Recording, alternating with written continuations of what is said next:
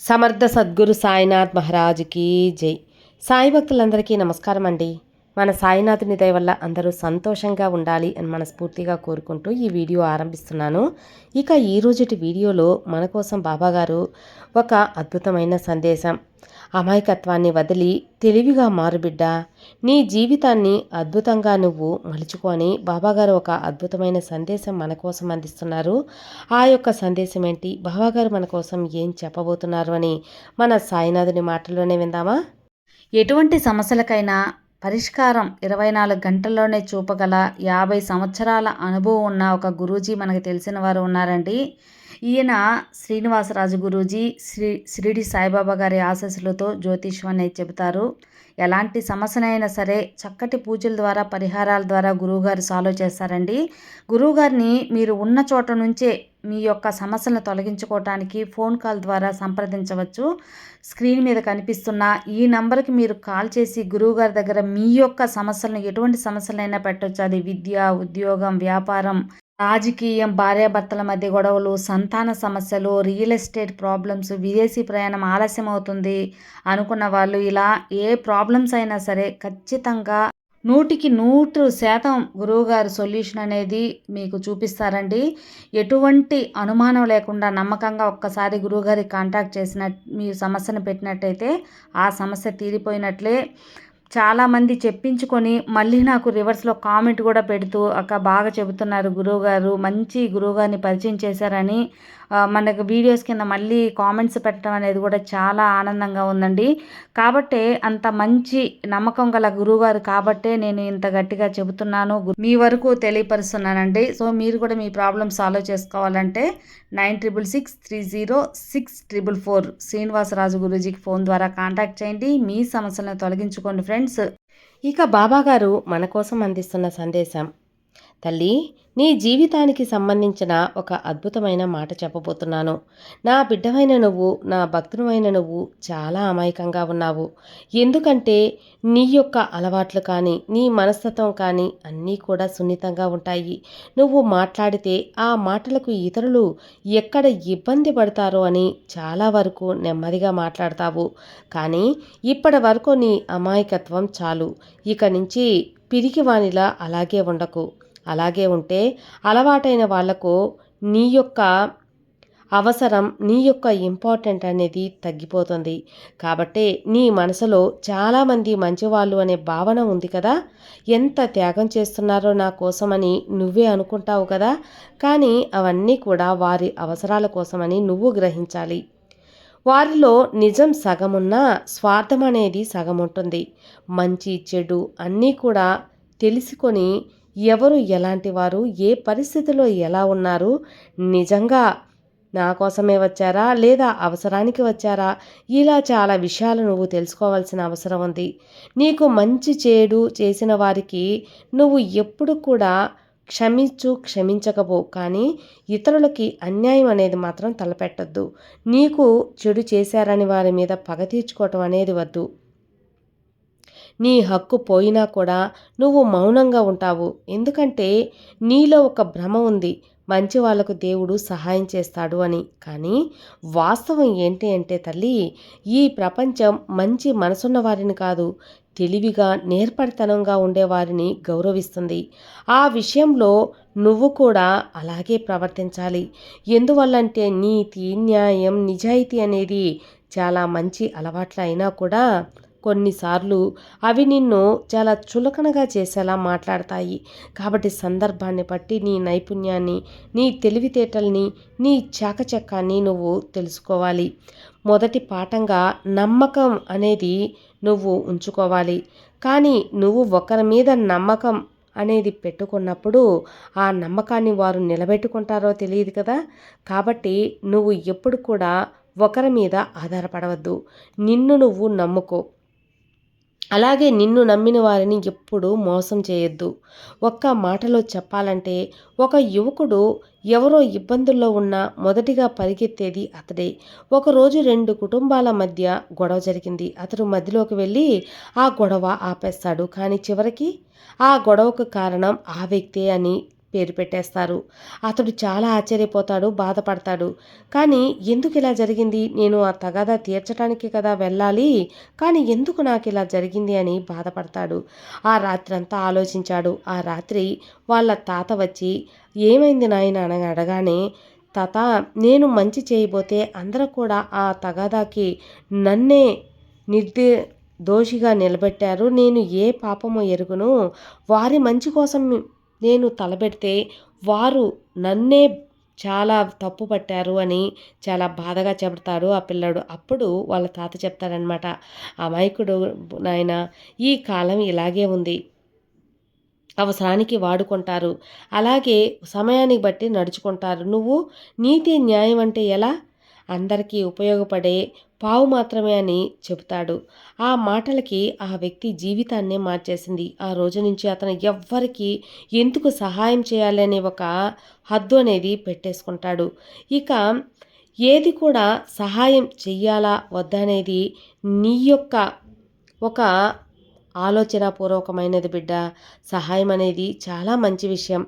ఇతరులకి సాయపడటం అనేది చాలా మంచి విషయం. కానీ ఎప్పుడు సాయపడాలి? ఎవరికి సాయపడాలి? ఏ పరిస్థితుల్లో సాయపడాలి? నీవు సహాయం చేస్తే వారికి అది మనస్తృప్తిగా ఉపయోగపడుతుందా? వాళ్ళు తృప్తి చెందుతారా? ఇలా పలు విధాలైన చాలా విషయాలుంటాయి. అన్నీ తెలుసుకొని నువ్వు నడుచుకోవాలమ్మా. ఇక కోపాన్ని ఎప్పుడు కూడా నువ్వు దరిదాపుల్లో కూడా రానివ్వద్దు. నీ యొక్క ఆత్రం వల్ల, కోపం వల్ల నీకు ఆపద కలుగుతుంది. నీ కోపం వల్ల నీ తెలివితేటలు పనిచేయవు. ఆఖరికి నీ యొక్క నీ నాశనం అనేది జరుగుతుంది. కాబట్టి ఎప్పుడు కూడా గుర్తుంచుకో, నీలో చాలా మితిమించిపోయిన కోపం అనేది ఉంది అంటే దాన్ని ఖచ్చితంగా నువ్వు తగ్గించుకోవాల్సిన అవసరం ఎంతైనా ఉంది. వెనక ముందు ఆలోచించకుండా కోపంతో ఆత్రంతో పడుతూ ఆ కోపం ఇతరుల మీద వదిలేస్తే ఎలా ఊరుకుంటారు చెప్పు? ఆ బంధం దూరం అవుతుంది. అంతేకాకుండా నువ్వు కోపంలో వదిలే మాటలు ఇతరులను ఎంతగానో నొప్పిస్తాయి. కోపం అనే మహమ్మారి వల్ల నీ యొక్క అదృష్టం కూడా నీకు శాపంగా మారుతుంది. దేనికి లాభం లేని ఆ కోపాన్ని వదిలేయచ్చు కదా. అందుకోసమే నీ జీవితంలో కోపం అనేది చాలా తక్కువగా చూపిస్తూ ఉండు. ఆ కోపాన్ని పక్కన పెట్టి ఆలోచనకి పదును పెట్టు. కోపం వచ్చిన సమయంలో కూడా నీ బుద్ధిని, తెలివిని ఉపయోగించుకో. ఆలోచనతో నీ యొక్క చేతలు, చేష్టలు ఉండాలే కానీ అనవసరమైన కోపం నీ యొక్క తెలివిని, నీ యొక్క భవిష్యత్తుని దారుణంగా నాశనం చేస్తే అది మంచిదా చెప్పు? అలా ఎప్పుడూ వద్దు బిడ్డ. అందుకే నీకు చెప్పేది, కోపం అనే ఒక మహమ్మారిని దూరం పెట్టు.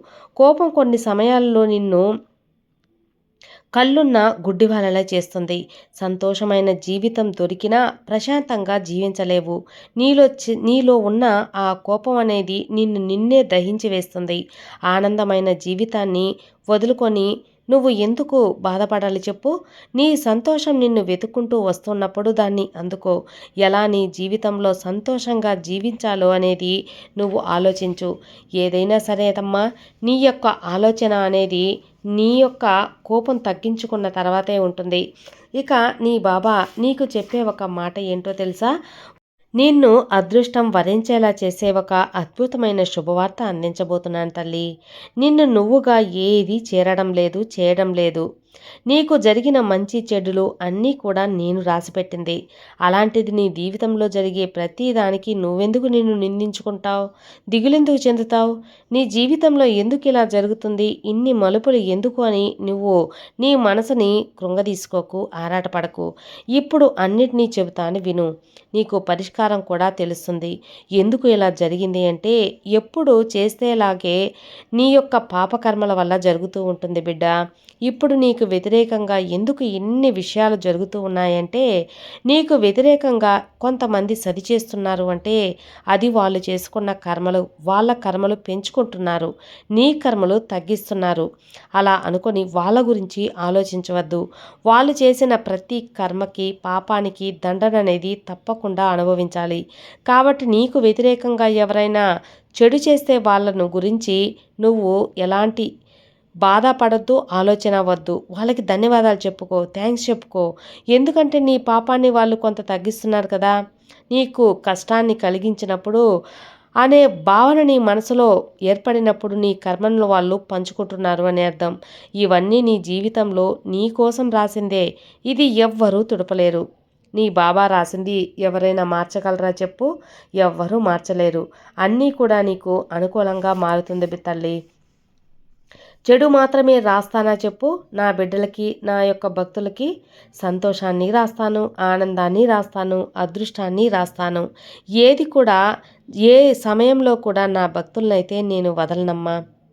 ఏం జరగబోయేది అనేది నేను పూర్తిగా నీకు వివరిస్తాను. నీ జీవితంలో ఎలా ఉండబోతుంది అని నేను తెలుపుతాను. నా ప్రియమైన బిడ్డవైన నీకు నీ జీవితంలో జరిగేదంతా ఉరామరిగా నీ కళ్ళ ముందు నేను ఉంచుతాను తల్లి. ఇది నీ జీవితం ఇలాగే జరుగుతుంది అని సూక్ష్మంగా తెలుపుతున్నాను. దేవుడు నీ చేతిలో పెట్టింది మనిషి లాక్కోవాలని అనుకుంటున్నారు. మనుషులు చెడు ఆలోచనలు ప్రారంభమైనవి. ఇవన్నీ చూస్తూ ఉన్నాను. ఎవరు ఏం చేస్తున్నారు అనేది గమనిస్తున్నాను. కాబట్టి కర్మదోషాలు తొలగిందా ఏమీ చేయలేము. మంచి చెడు అని చెప్పినా దాన్ని ఆచరించలేరు. ఎవరో కొందరు మాత్రాన కొంచెం పాటిస్తూ ఉంటారు. వాళ్ళు పాటిస్తున్నారు అని చూస్తూ ఉన్నాను. అన్నీ గమనిస్తూ ఉన్నాను. ఇది చెడు, ఇది మంచి అని ఎవరికి వారు తెలుసుకోకుండా ఉంటే ఎలా చెప్పు? తెలిసి చేసిన దానికి ఎవ్వరూ మార్చలేము. వాళ్ళకైనా కర్మలు చేర్చి పెట్టుకుంటున్నారు అని అర్థం. అందరి జీవితాలలో మంచివాళ్ళు ఉంటారు, చెడ్డవాళ్ళు ఉంటారు. నా బిడ్డవైన నువ్వు నేను చెప్పిన విధంగా మంచి దారిలో నడుస్తున్నావు. చెడు జోలికి పోవద్దు. అందుకే నీకు ఇన్ని సందేహాలు. నీతో మాట్లాడుతున్న మంచి వాళ్లకు చెడు చేయడం, చెడ్డవాళ్లకు కొన్ని అడ్డంకులనేది రావటం జరుగుతూ ఉంటుంది. ఇలాంటి వాళ్ళ వల్ల నీలాంటి మంచి వాళ్ళు కష్టపడుతూ ఉంటారు. దీనికంతా ముగింపు లేదా బాబా అని నన్ను ప్రశ్నించవచ్చు. ఖచ్చితంగా ఉందమ్మా. నేను ఫుల్ స్టాప్ పెడతాను కదా. దానికైన సందర్భాన్ని అతి త్వరలో తీసుకొచ్చాను. అన్నిటికీ ఫుల్ స్టాప్ అనేది పెడతాను. మంచి ముగింపుగా చేస్తాను. నువ్వు అనుకున్నది అనుకున్నట్టుగా జరుగుతాను. చెడ్డవాళ్లకు ఇంకా చెడు చేసే అవకాశం లేకుండా, ఆ ఆలోచన లేకుండా కూడా వాళ్ళని మారుస్తాను. నీ సాయి తండ్రిని అందరూ కూడా అంత సులభంగా కొలవలేరు, అంత సులభంగా పూజించలేరు. అందరూ కూడా ఈ బాబాని మొక్కాలి అంటే ఖచ్చితంగా నా అనుమతి కావాలి, నేను ఎంపిక చేసుకోవాలి. అలాంటిది నిన్ను నా భక్తునిగా ఎంపిక చేసుకున్నాను. నన్ను భక్తితో నువ్వు పిలిచినప్పుడు నీకు నేను అనుగ్రహం ఇచ్చాను తల్లి. నీ జీవితంలో ఈ మనుషులు ఆడే ఆటలన్నీ త్వరలోనే కట్టిస్తాను. తర్వాత నీ జీవితంలో ఈ బాబా లీలలు అద్భుతాలు చూపిస్తాను. నీతో బంధం, నీకు దగ్గరగా ఇన్ని మాటలు చెబుతున్నాను అంటే నేను నీ తండ్రి స్థానంలో ఉన్నాననే కదా నీతో మాట్లాడుతున్నాను. లేకపోతే వాళ్ళలాగా నిన్ను కూడా చూస్తూ ఉండేవాడిని కదా. నీ మీద ప్రేమ ఉంచాను కాబట్టి ఈ బాబా నీ దగ్గరకు వచ్చి ఇన్ని మంచి మాటలు చెబుతున్నాను. నమ్మకంగా బోధిస్తున్నాను. ఇవంతా నీకు నేను రాసిపెట్టిన రాత తల్లి. ఎప్పుడూ మారదు. నా బాబా వల్ల నాకు మంచి జరుగుతుంది అని ఖచ్చితంగా రాబోయే గురువారం నాకు ధన్యవాదాలు కూడా చెప్పుకుంటావు. కాబట్టి ఈ సాయిని నమ్మిన వారికి ఎలాంటి ఆపద ఉండదమ్మా.